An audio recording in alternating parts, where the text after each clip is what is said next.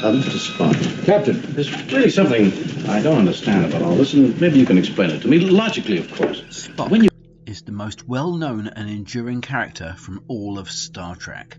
Spock, played by Leonard Nimoy, has become a symbol or an icon for the entire series of Star Trek. No matter who you are, the person on the street would surely know of Spock, as much as they'd recognise Super Mario or Bart Simpson. If you've seen Star Trek the motion picture, those of you with eagle eyes would have noticed that the Spock character is there, present and correct, saying all of the lines on cue and setting a good example for the younger, more inexperienced actors, but he nearly didn't appear in the motion picture at all. Around this time, Leonard Nimoy supposedly signed an interesting contract with an electronic beeper company to help market the impressive new technology. Time and space. These limitations affect us all. How can you conserve precious time and expand your working space? With an Edmonton Telephones beeper.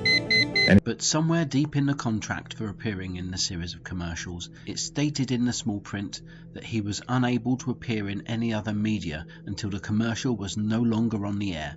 That's why the motion picture came out a year later than expected, because the beeper commercials were still being shown on network television all around the world, and the beepers were still selling like hotcakes.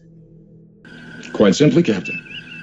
I examined the problem from all angles, and it was plainly hopeless.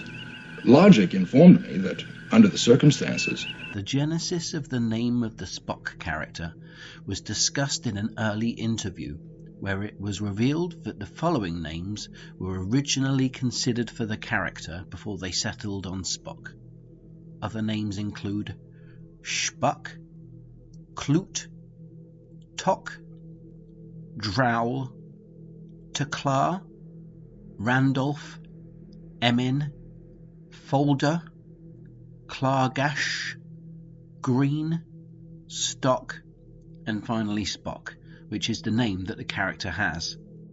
I'm Tweedledee, he's Tweedledum. Spaceman marching to and from. We slide among the mimsy trolls and gyre among the Boragos.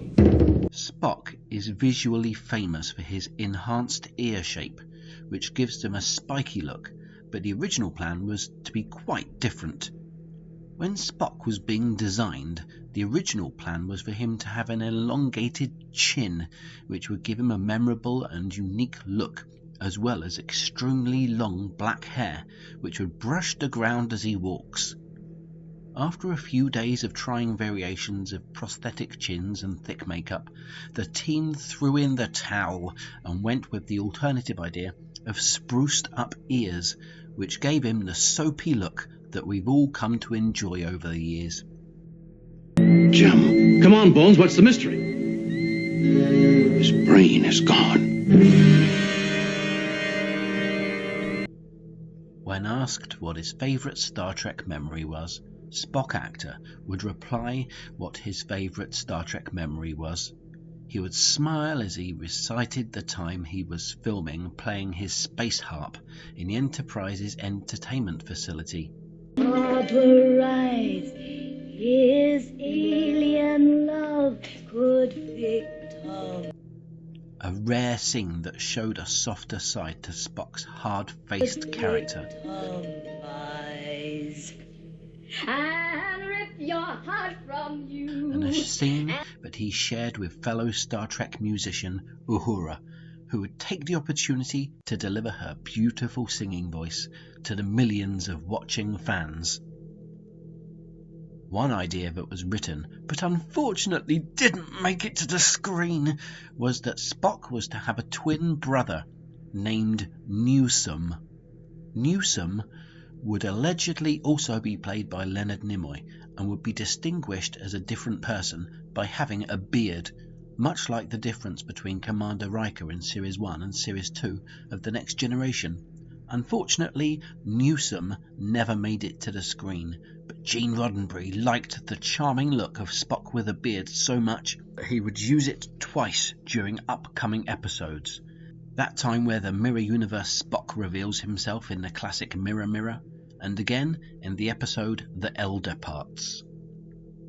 Eagle-eyed viewers might have noticed or commented that it seems strange that Spock and his father Sarek look approximately the same age, even though the actor who played Spock's father was 7 years older than him.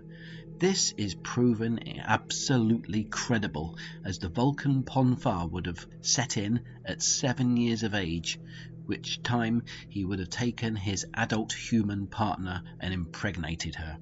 An expedited period of gestation may have occurred due to the Vulcan and human hybrid at work, so it's very likely that given this situation, a 7-year-old Sarek and a human adult wife had a baby together.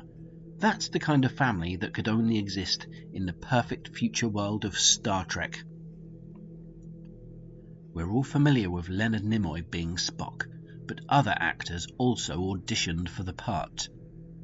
Other actors who were auditioned for the part included Clint Eastwood, Oliver Hardy, DeForest Kelley, Lorne Greene, James Earl Jones, Butch Patrick, and Paul Newman. Eventually the part went to Leonard Nimoy, who you can see in the episodes as Spock. Even though the character of Spock was as strong as keeping his emotions in check as a top-tier half-Vulcan, the real-life truth of this couldn't be further from the truth.